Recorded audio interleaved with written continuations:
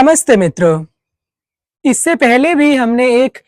चलचित्र के अंदर वेदांत देशिकाचार्य के बारे में जाना था। उनके जीवन की घटना के बारे में जाना था जब उन्होंने देवी लक्ष्मी को अपने स्तोत्र रत्न से प्रसन्न कर दिया था। आज हम वेदांत देशिकाचार्य के ही जीवन की एक और घटना के बारे में जानने वाले हैं, जहां पर गरुड़ देव का अनुग्रह उनके ऊपर होता है।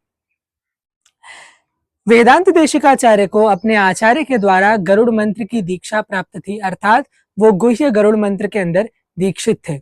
एक दिन वो औषधाद्रि के ऊपर गरुड़ देव की आराधना कर रहे होते हैं, उनके ध्यान में संलग्न होते हैं, उनके मंत्र का जाप कर रहे होते हैं और उनकी तपस्या से प्रसन्न होकर के गरुड़ देव उनको दर्शन देते हैं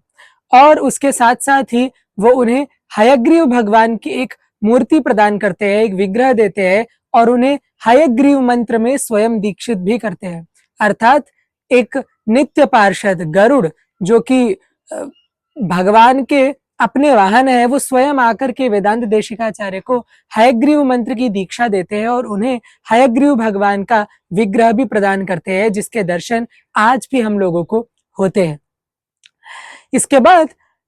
वेदांत देशिकाचार्य गरुड़ देव पर गरुड़ पंचाशत लिखते हैं, जिसके अंदर गरुड़ देव पर 50 श्लोक वो लिखते हैं और उन्हीं श्लोकों के अंदर वो अपने गरुड़ मंत्र को भी उसमें ही निहित कर देते हैं, अर्थात उन्हीं स्तोत्रों के अंदर उनका गरुड़ मंत्र भी गुह्य रूप से वो डाल देते हैं। वेदांत देशिकाचार्य के जीवन में हयग्रीव भगवान और गरुड़ देव, इन दो देवताओं का बहुत ही अधिक महत्व रहा है। उनके सब स्तोत्र रत्नों में हयग्रीव भगवान से संबंधित स्तोत्र और गरुड़ देव से संबंधित स्तोत्र बहुत ही महत्व रखते हैं और बहुत ही शक्तिशाली स्तोत्र माने गए हैं।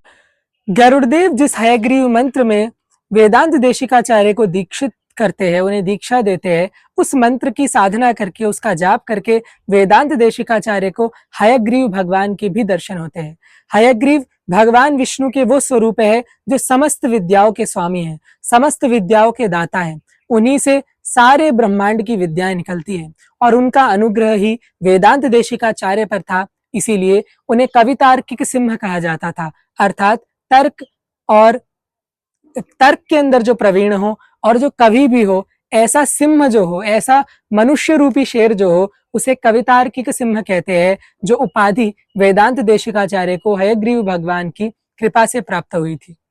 एक समय की बात है जब वेदांत देशिकाचार्य कहीं जा रहे होते हैं और एक सपेरा जो सांपों को रखता है, वो उनको चुनौती देता है। वो कहता है कि तुम्हें तो सब कवितार्किक सिंह कहते हैं, तुम्हें सर्वतंत्र स्वतंत्र कहते हैं, तो अगर तुम में सच में कोई बल है तो मेरे इन विषैले सर्पों का सामना करके दिखाओ, इन्हें अपने आगे से हटा करके दिखाओ। वेदांत देशिकाचार्य बहुत ही विनयी स्वभाव के होते हैं, वो उसकी उस चुनौती को स्वीकार करते हैं और वो सपेरा जैसे ही विषैले सर्पों को छोड़ता है, वो अंतर्मन में अपने गुरु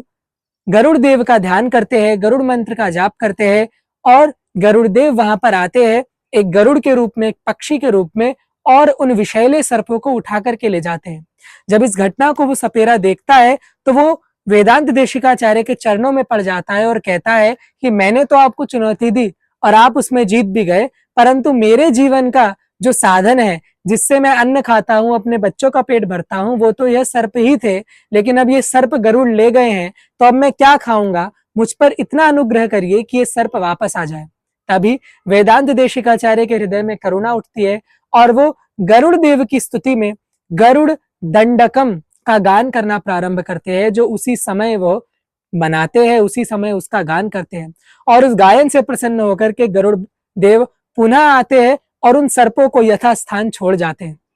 दंडक संस्कृत की कविताओं में एक विशेष प्रकार है। संस्कृत के श्लोकों में 4 पादों में हर पाद में 26 ही अक्षर हो सकते हैं, लेकिन जब ये अक्षर 27, 33 इत्यादि संख्याओं में चले जाते हैं, तब ये दंडक का रूप ले लेते हैं। गरुड़ दंडक एक बहुत ही शक्तिशाली दंडक है, जो बहुत से